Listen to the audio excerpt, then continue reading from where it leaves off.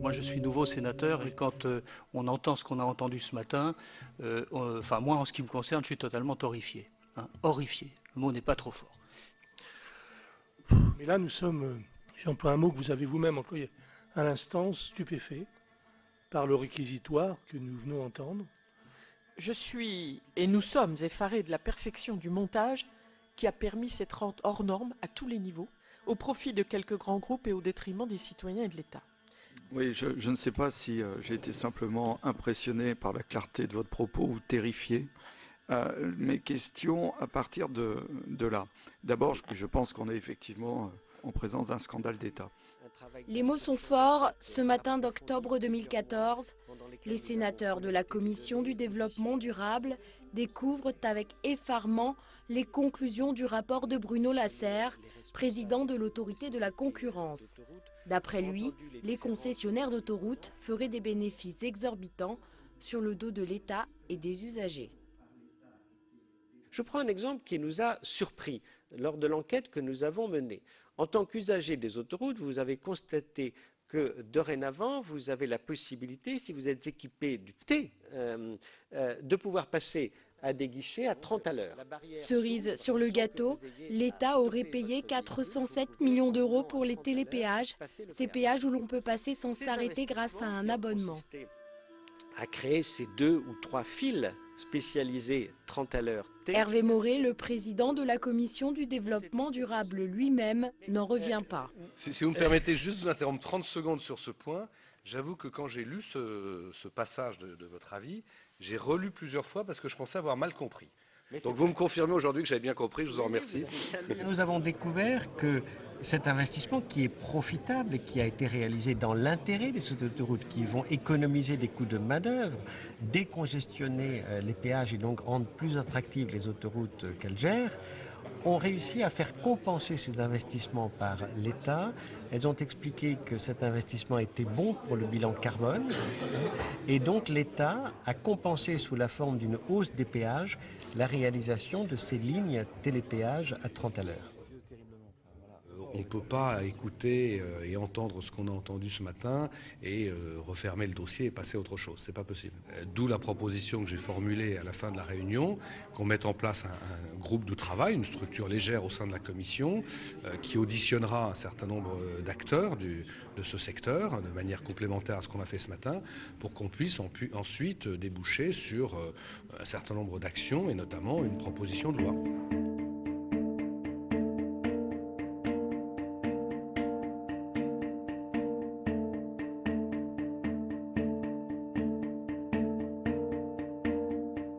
L'ordre du jour appelle une déclaration de politique générale du gouvernement. Petit retour en arrière, nous sommes en 2005.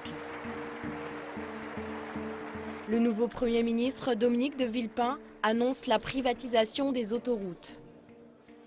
J'ai en outre décidé de poursuivre la cession par l'État de ses participations dans les sociétés d'autoroutes afin de financer ces grands travaux et de leur permettre de souscrire aux appels d'offres européens. Un an plus tard, Eiffage, Vinci et Sanef, 3 sociétés privées, achètent les autoroutes sous forme de concessions. Ce modèle économique permet à ces entreprises de devenir pendant une durée déterminée propriétaires du réseau. En échange, elles l'entretiennent et le développent. Au total, ces concessions exploitent aujourd'hui 9000 km d'autoroutes sur les 12 000 km existants et emploient près de 15 000 personnes. Parmi eux, Gérald des patrouilleurs. Tous les jours, il scrute ce tronçon d'autoroute qui relie Avignon à Orange. C'est ce que je fais aujourd'hui là, le patrouilleur, c'est-à-dire je patrouille sur tout le réseau, je fais un passage toutes les 4 heures. Et mon job quand je fais de la patrouille, c'est donc je m'arrête auprès des voitures en panne, j'enlève tous les objets qui traînent sur les voies et les accidents bien sûr.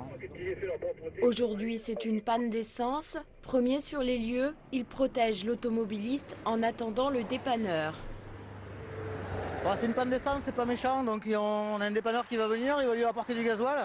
On a l'habitude de ça, ouais. Pour leur panne de gasoil, c'est verbalisable. Hein. Et c'est pas pris en charge par l'assurance, faut le savoir aussi. C'est bon, on gère la crise. Panne de gasoil, c'est pas bien ça. Oh. C'est la première fois que ça m'arrive. C'est vrai? Qu'est-ce qu'il dit le jaune? Bonne année, hein? En plus de la sécurité, Gérald s'occupe de l'entretien et du nettoyage des aires de repos. D'ailleurs, c'est propre là. Il n'y a pas un papier qui traîne, enfin, c'est nickel. Quoi. Bon, un matelas en mousse qu'on a ramassé sur voie rapide ce matin.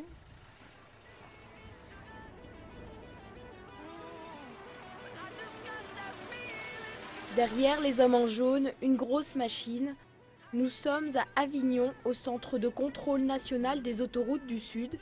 Ici, on veille à la qualité du réseau, à la sécurité des usagers, mais aussi à l'état du trafic. Il est 14h46 et le trafic est parfaitement fluide cet après-midi. Vous circulez très bien sur les autoroutes du sud-est du pays. Et la musique continue d'accompagner votre après-midi. Excellente route à l'écoute de Radio Vinci Autoroute. Donc ici c'est une partie, on va dire, du travail d'exploitation. Ça regroupe, on va dire, toute l'activité qui est sur le terrain, donc ce qu'on appelle les hommes en jaune, qui interviennent 24 heures sur 24 sur le terrain pour être au service de nos clients. Et il y a également une autre part d'activité qui est importante, qui fonctionne également 24 heures sur 24, qui est le péage et la gestion des événements en termes de péage. Donc toute cette activité-là représente pour nous l'exploitation, fait travailler la totalité des salariés en grande majorité et quel que soit le moment de la journée ou de la nuit, y compris les week-ends, il y a toujours quelqu'un qui est soit derrière un interphone si le client a un problème au péage, soit derrière la borne quand quelqu'un appuie sur le bouton quand il y a un problème. L'autre grosse activité des concessionnaires, c'est l'investissement. À Montpellier, Vinci Autoroute construit un nouveau tronçon sur l'A9, 25 km en plus qui devrait sortir de terre en 2017. Objectif désengorger le trafic aux abords de l'agglomération. Le montant des travaux s'élève à 780 millions d'euros. Notre métier d'exploitant, c'est uniquement un quart. Et le métier d'investisseur, c'est-à-dire par exemple le financement de cette autoroute à Montpellier, eh bien c'est les trois quarts de notre métier. Les ressources des sociétés concessionnaires proviennent uniquement des recettes de péage. Pour un usager qui dépenserait 100 €, d'après les concessionnaires, cette somme se diviserait en 17 € de TVA, 22 € d'impôt sur les sociétés, 16 € de coûts d'exploitation et enfin 45 € d'investissement. Selon l'autorité de la concurrence, sur ces 100 €, il y aurait près de 22 € de bénéfices, ce qui représente 1,8 milliard d'euros par an de profit pour les sociétés d'autoroutes.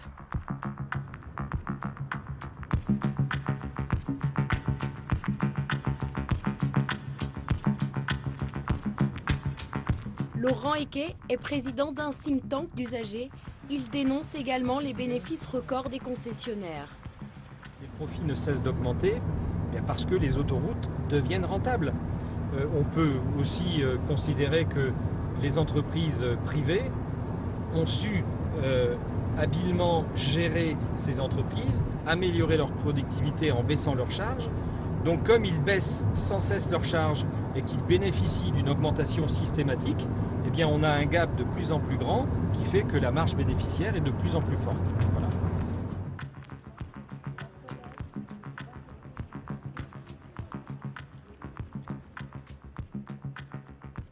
Fin novembre 2014, au Sénat, des sénateurs de tous les bords politiques commencent les auditions. En 3 semaines, ils vont chercher à savoir si, comme le dénonce le rapport de l'autorité de la concurrence, les bénéfices des sociétés concessionnaires sont excessifs.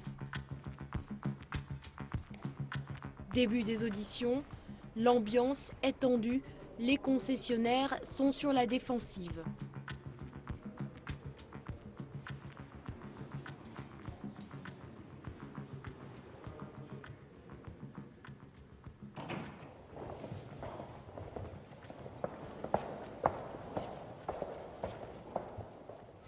Nous avons investi beaucoup dans les sociétés d'autoroutes et nous continuons d'investir dans l'entretien, dans la maintenance, dans les extensions de réseau et nous concevons ce métier comme un métier d'entrepreneur, nous sommes un peu dans la situation d'un constructeur qui aurait construit un appartement, qu'il aurait loué et qui, à la fin du bail, devrait en plus rendre l'appartement dont il ne serait pas propriétaire. Puisque dans une concession, vous financez l'investissement, vous l'exploitez et à la fin de la concession, vous rendez l'actif, la concession, le contrat est fini et vous avez remboursé votre dette, votre capital, vos actionnaires, vos obligataires et vous avez tout fini. Et pourtant, je suis pas d'accord. Évidemment, ce que l'on vient de dire juste en sortant à l'instant, c'est que chacun voit les choses de son point de vue. Et donc la question, c'est quel est le meilleur des points de vue et qu'est-ce qui va permettre de faire une synthèse à la fin. C'est toute la question du rapport. Bon retour. Merci madame. Merci. Au revoir madame, à bientôt.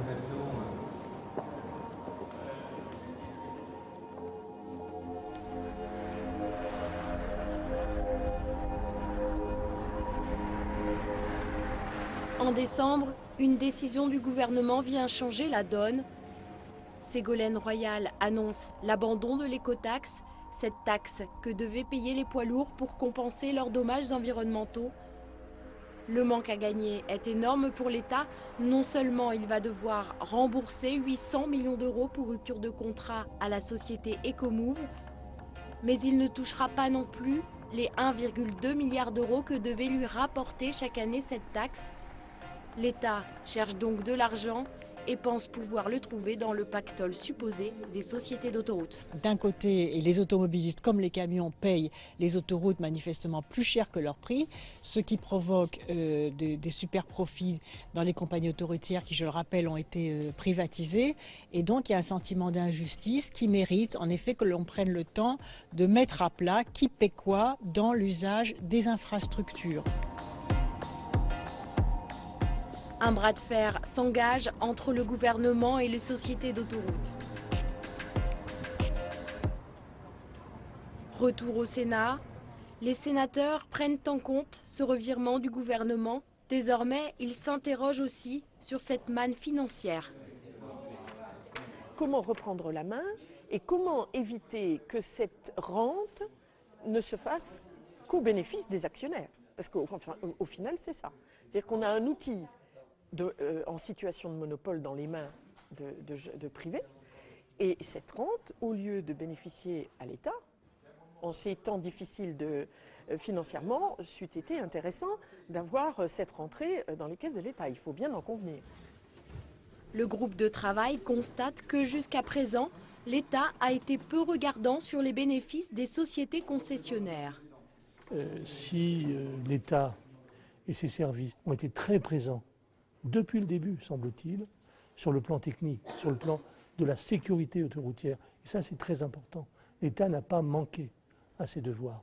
Il semble, par contre, que sur le plan du suivi financier, de l'étude financière des concessions, il y ait un aveu de faiblesse qui nous a été signalé par des experts très au courant de la situation et que nous avons pris à notre compte. En d'autres termes, selon les sénateurs, si le ministère des Transports a fait son travail et veillé au bon état des autoroutes, le ministère des Finances, lui, a laissé faire, peut-être parce qu'il y trouvait son compte. En effet, Bercy touche 1,7 milliard d'euros de TVA et 1,8 milliard d'euros d'impôts, soit près de 3,5 milliards d'euros par an, ce qui représente 40% au total des recettes de péage. Mais nous avons creusé un peu plus loin et évidemment, il ne suffit pas d'encaisser 4 milliards par an. Il faut quand même avoir un œil sur l'évolution et du péage des autoroutes et du coût réel des contrats de plan qui ont été mis en œuvre depuis 2006. Le gouvernement a maintenant l'intention de mettre son nez dans les comptes des sociétés d'autoroutes. Il faut aller au rapport de force. Moi, je crois qu'aujourd'hui, on a besoin d'un État qui montre qu'il reprend la main. Ce ne sont pas les intérêts privés qui dirigent ce pays. Donc, il faut trouver les formules. Ça peut passer aussi par des propositions de loi. C'est ce que le président Maurey a ouvert venant des sénateurs. Le calendrier semble propice. Car en cette fin d'année 2014, l'État a entre ses mains 2 leviers pour mettre la pression sur les concessionnaires. Aujourd'hui, l'État est en situation de force pour renégocier les contrats. Mais pas renégocier les contrats uniquement à partir de 2030, c'est pour renégocier le contrat tout de suite. Il y a plus d'1 milliard d'euros, à mon avis 1,5 milliard, qui sont des bénéfices indus de la part des actionnaires privés de ces sociétés d'autoroutes. Cet argent doit revenir à la puissance publique, doit être réinvesti au service de l'intérêt général. Donc il faut le mettre sur la table tout de suite. Le premier levier de négociation entre l'État et les concessionnaires, c'est le plan de relance autoroutier. 3,5 milliards d'euros de travaux sont prévus. Les sociétés d'autoroutes sont d'accord pour investir contre un allongement des concessions. Le gouvernement pourrait signer, mais tarde à donner son feu vert. Je crois qu'il y a une fenêtre qui s'ouvre avec le plan de relance qui a été prévu par le gouvernement et qui devrait être validé par Bruxelles, qui consiste à demander aux sociétés d'autoroutes de refaire des travaux d'investissement et en compensation prévoit de rallonger encore la concession accordée aux sociétés d'autoroutes.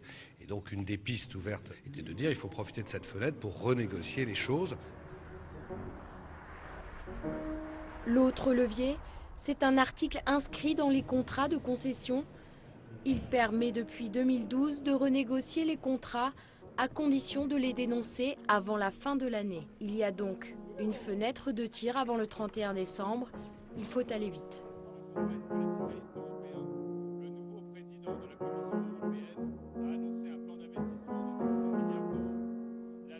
À l'Assemblée nationale, les députés aussi se sont emparés du sujet et ont créé un groupe de travail et ils ont mis leurs travaux sous le feu des projecteurs. Le président de cette mission à l'Assemblée nationale, c'est lui, Jean-Paul Chanteguet, député socialiste de l'Indre. En avant-première, il dévoile les mesures de son rapport. Elles sont radicales. Il demande au gouvernement de racheter les concessions. Une proposition qu'il appuie par une lettre signée par 152 collègues socialistes. Enfin, il interpelle Manuel Valls lors des questions d'actualité. Pensez-vous, Monsieur le Ministre, que le moment est venu pour l'État de se donner les moyens de mettre en œuvre une autre gestion du réseau autoroutier sur de nouvelles bases, plus conformes aux priorités de la nation, c'est-à-dire au bénéfice de l'intérêt général, qui ne peut être confondu avec l'intérêt des actionnaires des actuelles sociétés concessionnaires? La parole est à Monsieur le Premier ministre Manuel Valls. Monsieur le Président Chanteguet, nous connaissons votre implication sur ce sujet, vous l'avez dit, c'est un constat partagé d'ailleurs sur de nombreux bancs. La privatisation des autoroutes en 2006 par le gouvernement Villepin était une erreur. Vous le savez, les négociations avec les sociétés d'autoroutes ont été engagées. Toutes les propositions d'amélioration de la situation seront mises sur table. 3 ministres sont désormais sur le coup, Alain Vidalis, Emmanuel Macron et Ségolène Royal, et chacun y va de sa petite phrase. Il y a des rapports, on les prend au sérieux, on ne les met pas dans les tiroirs, on essaye de voir ce qu'ils proposent, et à partir du moment où il y a une situation de rente, peut-être que il y a des choses qui peuvent être expliquées, c'est ce qu'on va voir.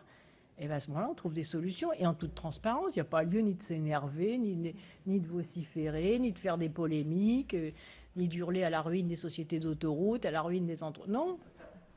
Sur les autoroutes, de manière très concrète, dans le cadre du projet de loi, nous proposons de durcir la régulation et les règles de régulation sur les tarifs et les investissements faits par les sociétés d'autoroutes, à la fois pour maîtriser les prix et tarifs pour les consommateurs et aussi pour pousser les sociétés concessionnaires à faire plus d'investissements en fonction de leur taux de rentabilité. Une disposition dans la loi Macron prévoit de renforcer le contrôle des concessions. Désormais, une autorité indépendante donnera son avis sur les hausses des tarifs des péages.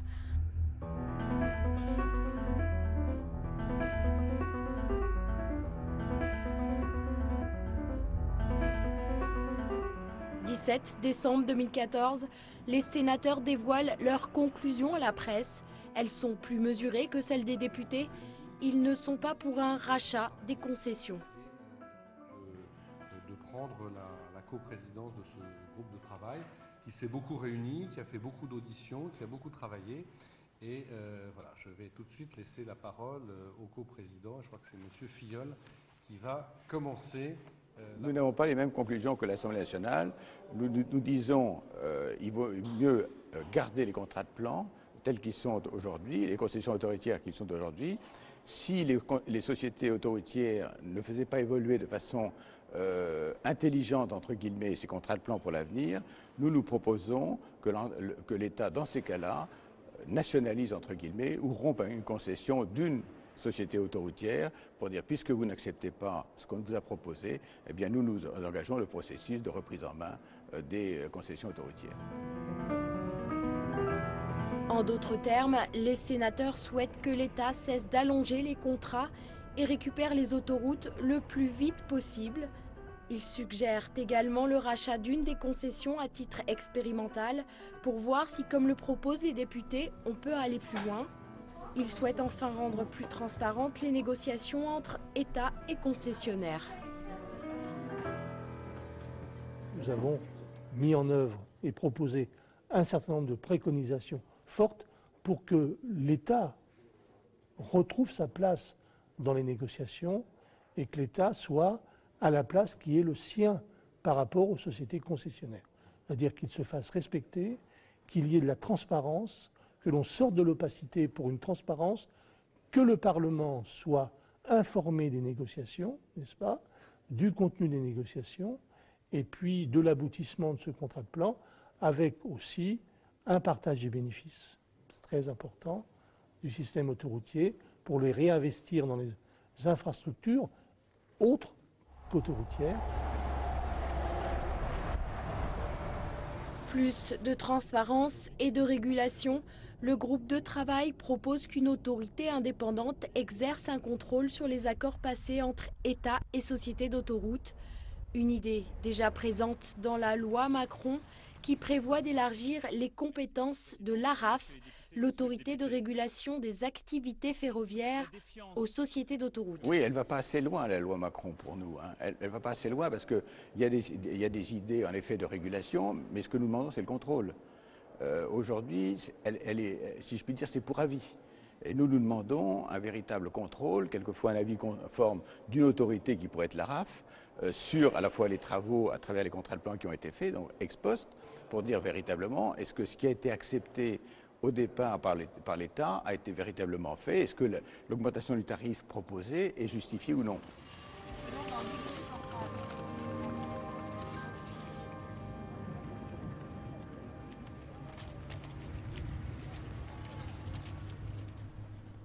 Début 2015, le gouvernement n'a finalement pas nationalisé les concessions d'autoroutes. Il a préféré se laisser le temps de la réflexion, un an de plus. En attendant, il continue son bras de fer avec les concessionnaires et annonce le gel des tarifs des péages en 2015.